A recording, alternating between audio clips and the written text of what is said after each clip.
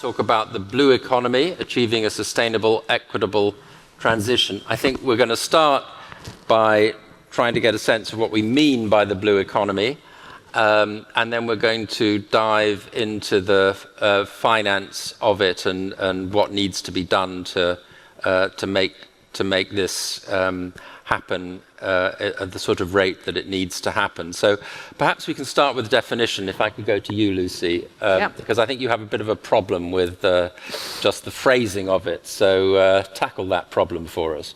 Yeah, thank you, Daniel, and great to be here. So I think it's important just to set out what we mean by the blue economy, and then, of course, this panel title is Achieving a Sustainable and Equitable Transition, and I think it's just helpful to know what we mean by a sustainable blue economy and the difference potentially between that and a blue economy, which there is some definitional definitions out there by us, WWF, but also by the World Bank and others. So what we mean by a sustainable blue economy is one that provides social and economic benefits for current and future generations, one that restores, protects and maintains diverse, productive and resilient ecosystems, and one that is based on clean technology, renewable energy and a circular blue economy. So circularity is a key component as well. And so I think when we talk about the blue economy, it's important to know that that doesn't necessarily mean sustainable inherently in that definition. And therefore doesn't necessarily, it's important to put the word sustainable in front of it to make sure that we're all on the same page about what we're talking about. So that's one thing I just wanted to clarify at the beginning. I think everyone on the panel here is very much understands that. Well, I mean, maybe we could go to some of the other panelists and just say, are you all comfortable with that definition? Does that make sense to you? Or do you think it needs, do we need to be, in any sense, defining it more closely in some way? I think it's important that we change the narrative from just sustainable to sustainable and regenerative, because we need to, there's a lot of conversations about the sustainable blue economy, but sustainable is not enough. We have to look at actually how we're going to regenerate the ocean, and that means that we need to think about how we're investing in that to be sustainable and regenerative. I'm guessing that 2 adjectives is probably about as much as we can take, but let's live with those 2, and then we can get our arms around it. I think that's very helpful. Torsten, if I could come to you, how are you seeing the state of play, as it were, with the sustainable, regenerative blue economy? I think what these 2 adjectives give us is really a pathway of what we're trying to do. And that is a huge transformation of how we look at the planet. And what we have at the moment is a whole range of really exciting starting points, early stages in a process. But what we are trying to achieve is what I call the domino effect. So where an early stage startup that delivers regeneration, restoration in a particular area, or an area where we work with the blue food space or we use the data space, all of these starts to get to traction, where the second investor is saying, I see what is happening here, I want to come into the space. So where we move from impact to growth, where we've moved from growth to larger scale connectivity with broader value chains, and finally where we move to the long-term large asset owners allocating in a positive forward-looking sense capital to the ocean space.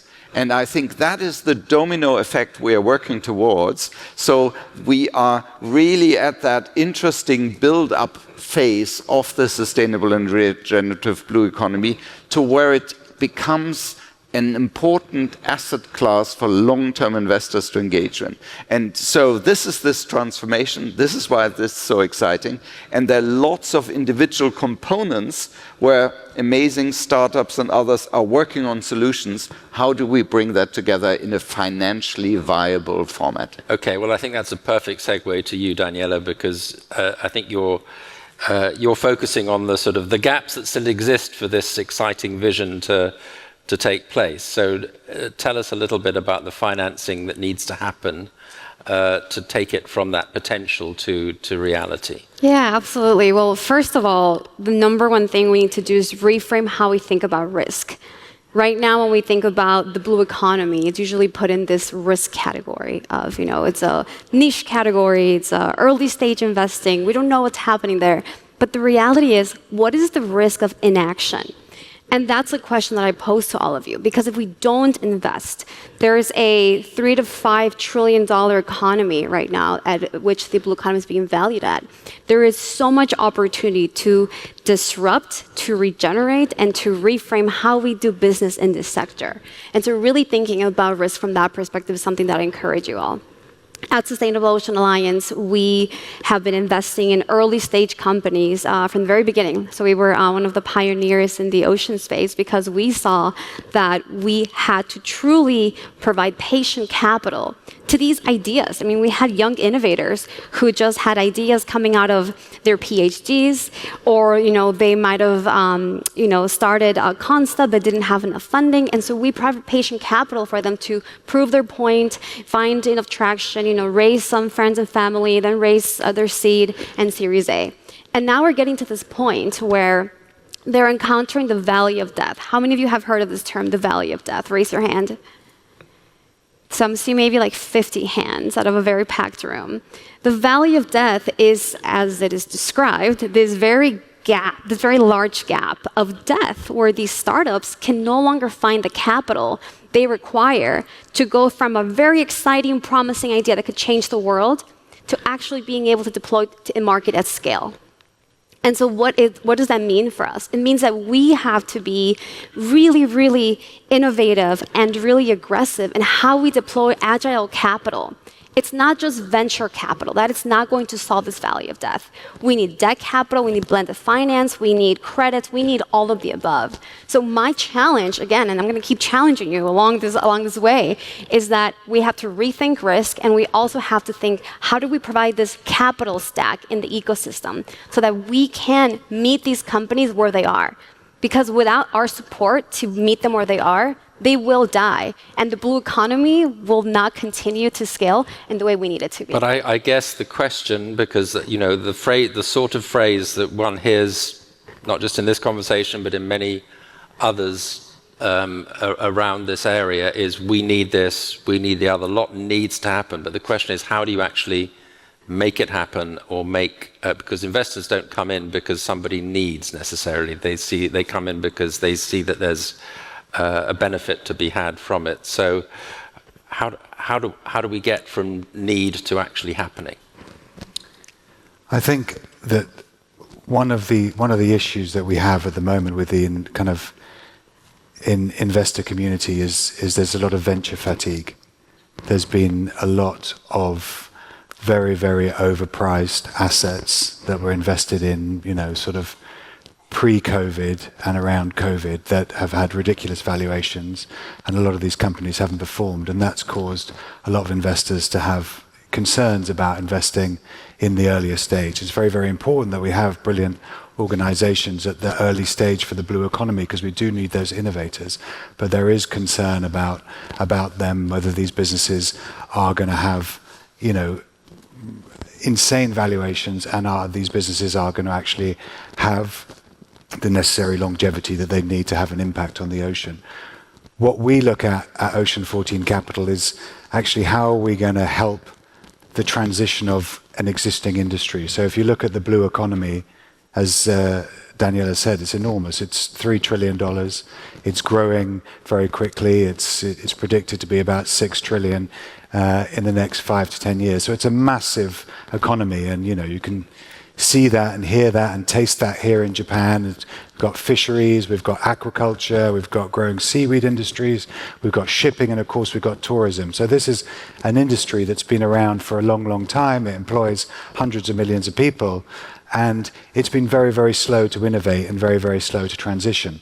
So what we do at Ocean 14 Capital is we focus on the existing industry and actually how we're going to provide growth capital to help these businesses transition. And what's so exciting about the blue economy is there's this transition to regenerative, to use your adjective. Yeah, yes. Exactly. And so what we see that's very exciting about the blue economy is this unique convergence of drivers, where the businesses that are the most sustainable and the most impactful are the most valuable. A very simple definition of that is that a sustainable fish is worth more than an unsustainable fish. So there's a really, really clear market drivers here where you can invest in healthy returns and a healthy ocean. So it's a very exciting opportunity for investors, but we actually have to transition this existing industry. There's an enormous amount. Let's get to examples, because I think that's really helpful. Stay with you, and then I'll come back to you, Lucy. But give us a couple of examples of the sorts of investment that fit into this category that you've just been describing. So I'll take two examples. Firstly, I'll look at aquaculture. So if we're to feed the world, then we have to invest in blue foods and we have to invest in aquaculture. Food security is one of the biggest issues that we face on the planet, and big food systems are causing the most damage to biodiversity, a third of greenhouse gas emissions, and they're also killing citizens by actually people eating very, very bad products. Blue foods is a key solution. To scale aquaculture, we need innovations, and RAS is a key example of that, which is recircular aquaculture systems. So actually farming fish on land. So complete command and control of your farm, where you build these huge tanks on land where you can farm fish, where those farms will have no environmental externalities, no three-headed green salmon that you might have seen in pictures escaping, or dead seals. You've got these very, very, very controlled ecosystems where you don't need antibiotics, there's no escapees, there's no environmental runoff, there's no damage to the environment, and you're producing an organic, very, very healthy fish. And that's something that's growing very rapidly. We've got an investment in a company called Kingfish, which is Europe's leading RAS company based in Denmark. And that's a very exciting example where you can actually create sustainable fish of a very, very high value. So that's kingfish that we fish there, which is what you'll eat a lot if any of you are having sushi here in Tokyo. Another example is a company called Ava Ocean that we've invested in. So the most damaging farming practice on the planet is bottom trawling, literally scraping up all the fauna and flora, displacing all the carbon that's sequestered in the seafloor to catch scallops. It's something that absolutely should be banned.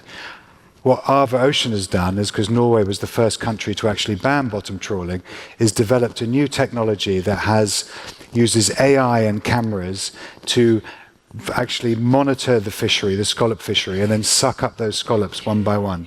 So not causing any damage to the seabed, leaving the carbon in the seafloor, not destroying the fauna and flora, but then catching the premium seafood and being able to sell that at a premium.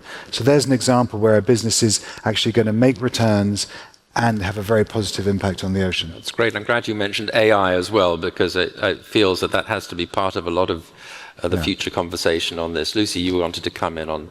Yeah, I think the examples are brilliant, and I think they illustrate the sort of going back to more the conceptual piece around how do we scale those types of examples, and how do you actually change the risk narrative. And at a sort of broad level, I think what we spend a lot of time doing is making the case for why a sustainable, regenerative, or even nature positive ocean economy is the better bet. That's the third adjective, by the way. Just saying. I'm just slipping in there a new concept, which is I'm sure not unfamiliar to everyone here, but the idea of a nature positive ocean economy is a sort of global societal goal that exactly describes what you're saying, which is moving towards that regenerative and actually transformative system-wide transformation that we need. But I won't spend too much time on the concept. I want to make the point that I think it is increasingly clear that declining ocean health will have and is having disastrous consequences for businesses, the financial institutions that provide them capital, communities, food security, even global, regional, national security, which I think is a critical part of this conversation. We at WWF and others have kind of provided, I think, some of the figures around the value at risk as from a business usual approach. and that is quite sizable. I think there's sort of almost 2/3 of globally listed companies are in some way exposed to declining ocean health. So there is that sort of factual narrative out there that can support both sort of the impact investors, let's say, but also the mainstream financial players to come in behind this transition. So I guess it's the transmission mechanism that I'm looking for here. I mean, you can talk about value at risk, but that's a sort of global policy concept. It's not necessarily going to impact an individual investor who's coming in. So how do you translate that sort of idea of value at risk into actual investment decisions? Well, it's a good question. So again, we work quite a lot with, this is really about trying to move that 7 trillion, I think is a UNEP FI figure that was put out of nature negative finance, so the mainstream financial flows. How do we get that to invest in more sustainable outcomes? And from our standpoint, it is a lot about education, awareness raising of this case for action, but more importantly, perhaps, to really support financial institutions to embed the right type of ESG criteria into their lending investing frameworks, whether that's their sector-specific policies so that they exclude certain harmful activities, or they are very cautious, much more cautious around due diligence of certain sectors because they are aware of potential risks from a business-as-usual approach.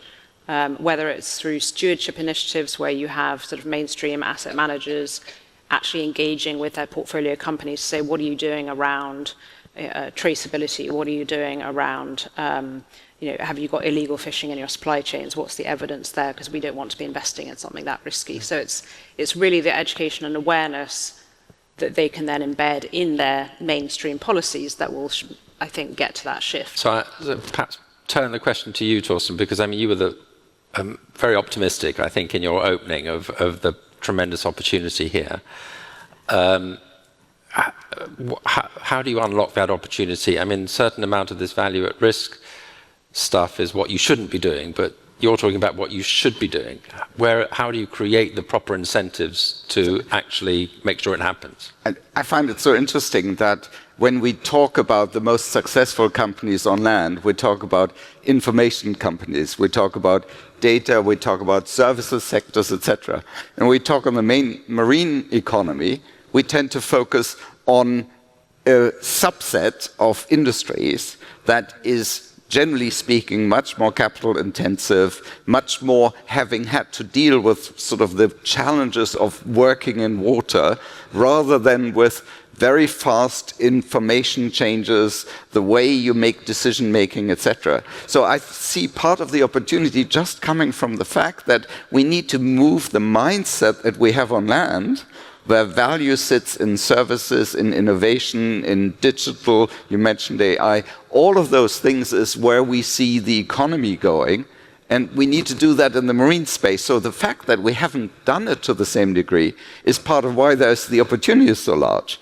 And if we then apply that to this context of 95% of the livable space of the planet, that we can think about, understand much better. We saw the science, we can go to places where we didn't used to go before, and build that at a time where our understanding and awareness of issues such as risk and ecosystem dynamics is much more advanced.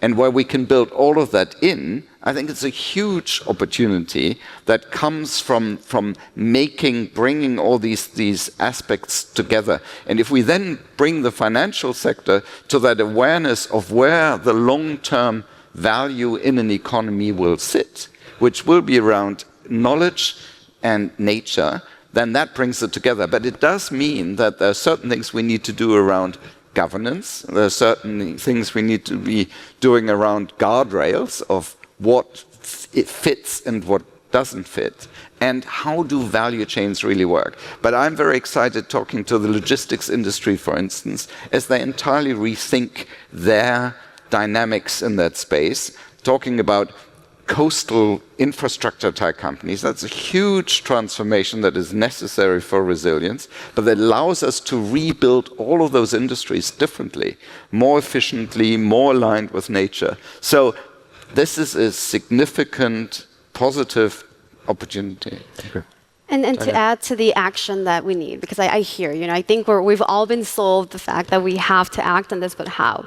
So number one, we need to start moving away from only looking at the climate crisis or nature investing and incorporating the ocean as one of the asset classes. I can't tell you how many investors, how many donors I've spoken to who say, oh, we don't do ocean, but we do climate.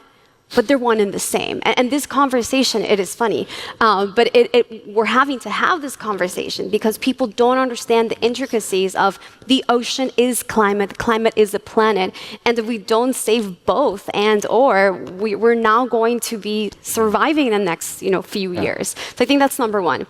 Number two, really focusing on how we're measuring and tracking impact.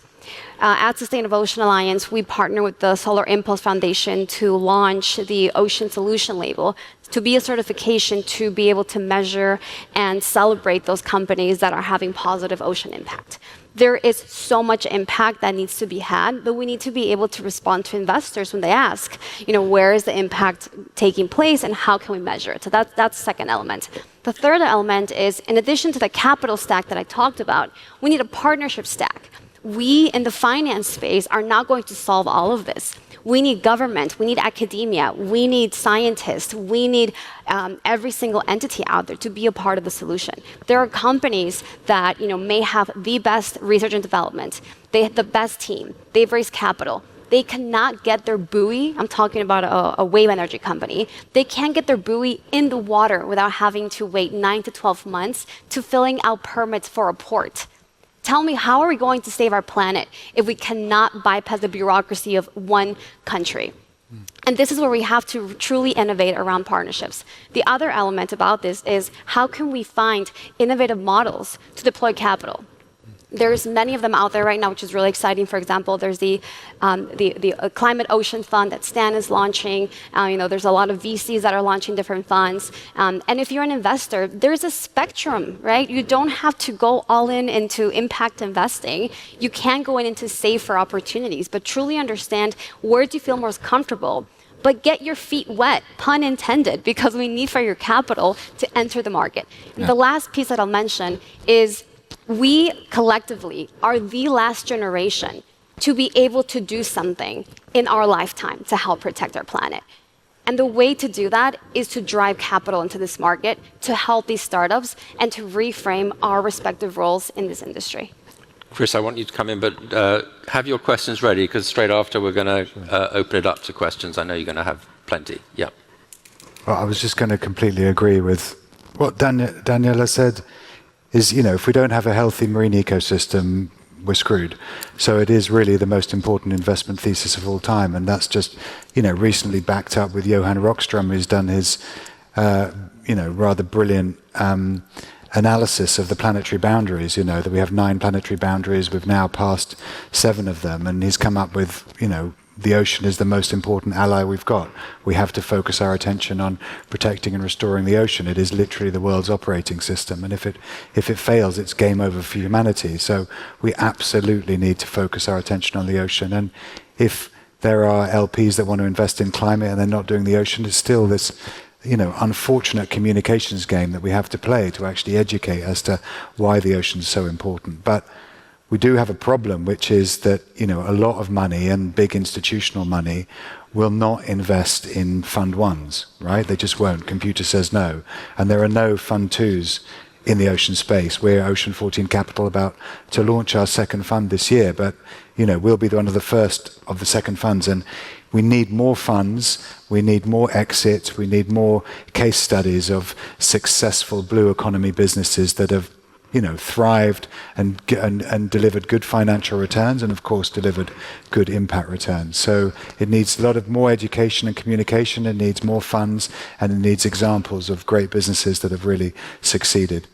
Yeah. May I add one thing, sorry, just quickly, because I think we haven't necessarily addressed the equitable part of the transition here, and I just want to note that I fully agree with, of course, the need for startups and innovation technology to be playing a significant role, but there is also a significant piece that we need to be addressing around the existing coastal communities who already have the micro or small to medium enterprises that are completely dependent on a healthy ocean, and giving them the access to capital to scale up the nature positive enterprises, or to transition away from potentially harmful activities through innovative insurance mechanisms, for example. Innovative microfinance at that level is a sort of slightly different, perhaps more blended finance approach, bringing in public finance as well. I think that's just something to not sort of drop from the narrative, where there are existing, millions of people and companies already existing that are needing this support as well, and really trying to channel capital down to that level is a huge challenge. It's not either or, it's both and. Yeah, obviously. exactly. Let's get some questions if we have questions. Yeah, there's one at the front here. If we get microphones, will be on their way. This is in the third row from the front in the next. And if you could please say who you are before you ask your question. Hello everyone, I'm David from Hong Kong. I'm from Sustainage International Limited and ESG Consultancy. My question is actually from the perspective of investors, the longevity of projects or the well-being or the profits is one of the considerations. So when we talk about such as small island states, they're not just focused on financing. Sometimes the government wants to build up the whole blue economy. And one way they will focus on ecotourism. So what do you think about ecotourism? Because governments may think that when they generate revenues from the tourists, which means the tourists will bring in the money, but not many investors or the ad hoc projects. So how do you think that the sustainability aspects of ecotourism in contributing to the blue economy or blue financing? Thank you. I think, can I? Yeah, sure. I think, ecotourism is super important. I mean, I'll give you two examples, right? We have in the Maldives, the foundation I co-founded, Blue Marine Foundation, created a marine protected area in the Lamu Atoll in conjunction with Six Senses, which is a sustainable hotel chain. That resort now is able to charge more money and get a higher value tourist coming in because the ocean is protected, and therefore there is more fish to see, there's more dolphins to see, there's more turtles, and the coral is a better quality. So it's really, really, really makes sense. And if you look at what Saudi Arabia are trying to do now, they're trying to really take a leadership position in sustainable tourism and try and get that top dollar. And that's why they're really focusing on protecting the Red Sea, looking at what they can do for coral restoration, looking at how they can create marine protected areas so they can have a really high value tourist coming in, because people with money want to be able to swim in a healthy ocean. They want to be able to see fish, see mammals, and not be somewhere where there is nothing in the ocean. So again, back to that convergence of drivers I mentioned, an ocean that is full of life is much more valuable for tourism and for countries than one that is empty. There's another question behind, I think 3 rows back. No, you've gone too far. There you go. Yeah. Thank you very much, Jörn Schmidt, WorldFish. I almost haven't asked my questions because Lucy Holmes actually raised one very, very important point at the end, kind of the equity question, because there's a lot of excitement around, innovations, and we need to drive innovations. And the example of RUS is a very good one because it is a technology that is not easily available for, almost everyone on this planet, because it's still not a very viable technology. I mean, it might be very suitable to kingfish, because it's a high-valued species, but it's not really available to other communities. And I think this is one of the challenges. How do we allow, or how do we foster investment in the regions where, in the communities where we do need to have that investment, and the employment of these millions of people? Most of them are actually small-scale fishers, they're small-scale aquaculture operators, or other small enterprises. And so, how do we bring the investment into these areas? I think that is a critical point that we need to raise. Torsten, why don't you have a go at that?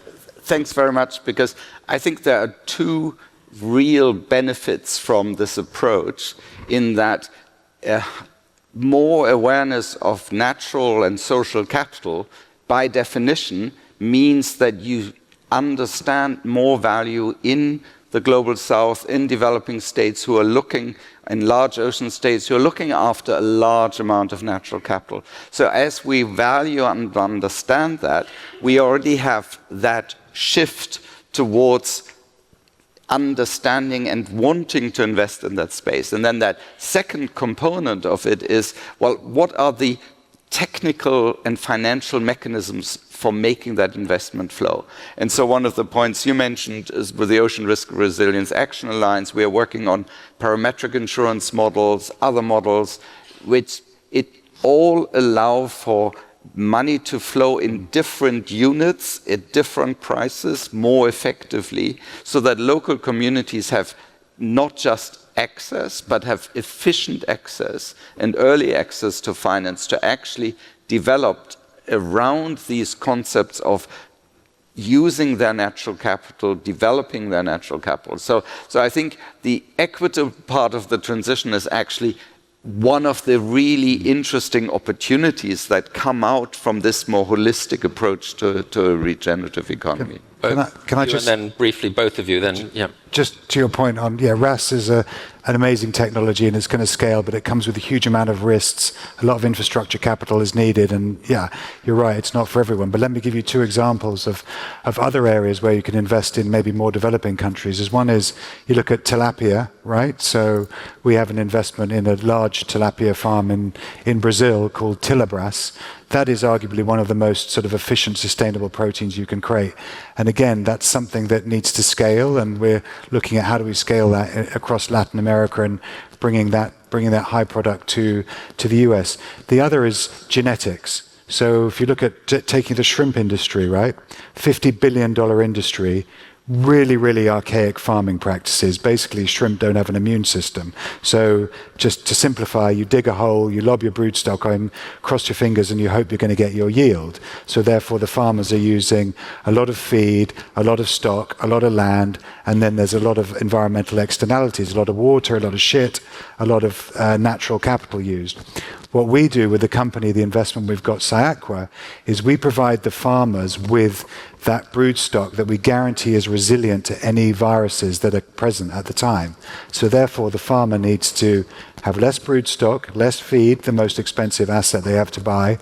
There's less land use, there's less water, there's less shit, and therefore the farmers are making more money, right, from using less. There's less damage, and they're making more money and guaranteeing their job security. So there's real opportunities with clever genetics and clever ways that you can actually help farmers in developing countries to actually be more efficient, whether you're using AI, again, data, giving them ways that they can feed their fish in a much more precise way. So there's a lot of tools that we can use to help these small-scale farmers to be more efficient, guarantee their job security, make money, and be more environmentally efficient. See, briefly, because very we want to get in one more question. One way to bring the sort of, let's say, mainstream finance sector, mainstream businesses that have large supply chains, particularly in this sector, seafood sector, is through supply chain finance. And it's not necessarily the answer to everything, because of course not everyone's connected to a mainstream supply chain, but many are.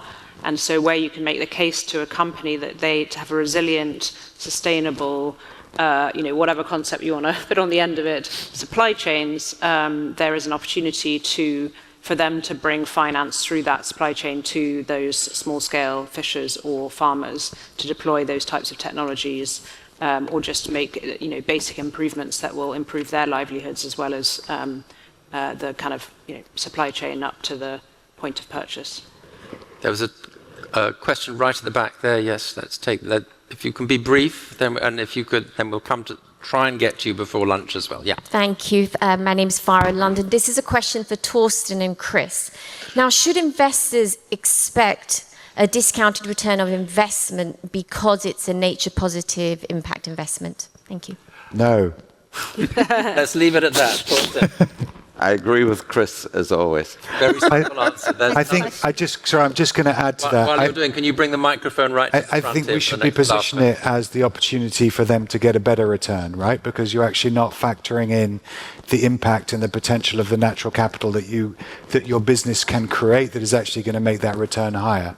So I think you should look at it as a even better potential. So hi, I'm Madam McLean. I'm the Secretary General and founder of the Zero Emission Ship Technology Association, and we work primarily in the maritime space. So I spend a lot of time at the International Maritime Organization, which is the UN organization that regulates commercial shipping. So my question is a bit based on what we've been hearing through the whole morning, and it might be more food for thought than something that this panel could answer. But Danielle, your point of ocean as an asset class. I mean, this is kind of a new conversation in terms of the ocean space and financing the ocean. And this term ecosystem services. It's been around for quite a while, but I'm beginning to see it being used properly now. Ecosystem services. So my question, right, is, would it be possible to charge ocean users for that ecosystem service? And I ask the question, taking in mind many of the questions that we've had, or the topics that we've discussed before about respect for indigenous peoples and et cetera, with that in mind. But I just wonder what the panelists think about that. It's a good and big question which we don't have time to answer in depth, but perhaps, Lucy, this is, I mean, when you talk about risk assessments, that's a sort of factoring in that you're having to do, and perhaps last word to Daniela, and then it's lunch. So just be brief.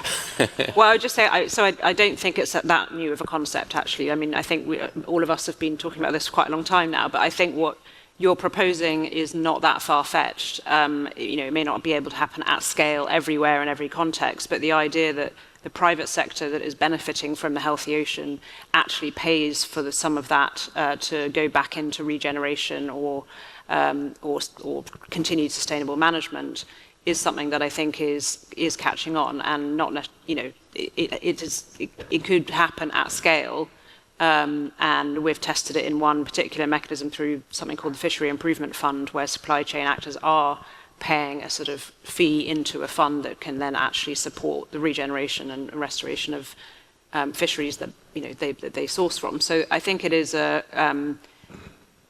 concept that can work at many scales, and yeah. I don't know if you want to add anything to that. But. Yeah, absolutely. I mean, I guess just to conclude and just bring us all back to systematic change. We need systems change across every single aspect of industry, governance, and our finance system. So what I would encourage us all is, instead of thinking in this very specific way of how can we play within what we have been served, over generations, how can we innovate in each of these areas? Because we fundamentally have to break the model that got us to this mess. And we're in the year 2025, and we may or may not have the next 5 to 10 years to truly have a sustainable planet. So that would be my call to action. It's like, yes, we could do that, right? We could do so much more. We can bring different capital innovations and advancements into this space. So let's think differently, because we have inherited where we're playing. But those boundaries can shift and they can change. And it's up to all of us to redefine how we think about industry and how we think about having a positive impact on our planet. But we are seeing value of ecosystem services. So you look at mangroves, for example, which I know we've spoken about this morning. There are now systems being put in place that you put a value on how that is stopping storm surge, how that's protecting juvenile fish, and how that is sequestering carbon.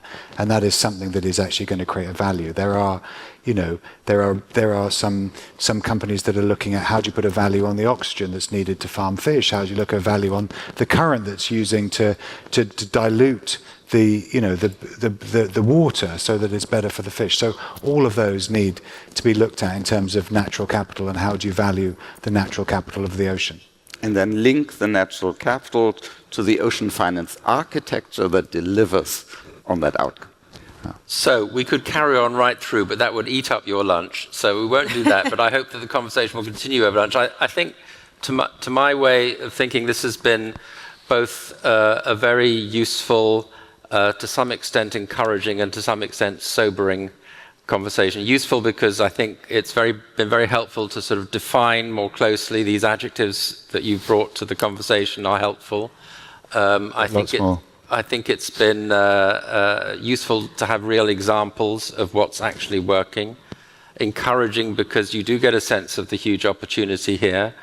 But I think sobering also because here we are, this is our 12th annual summit, and we're still talking about the kind of ground level of all this, and you would think that it should be far more advanced by now. So clearly huge amount still to be done at speed to really do what's necessary. But all this is for lunch conversation, I hope. Thank you very much indeed for your insights today.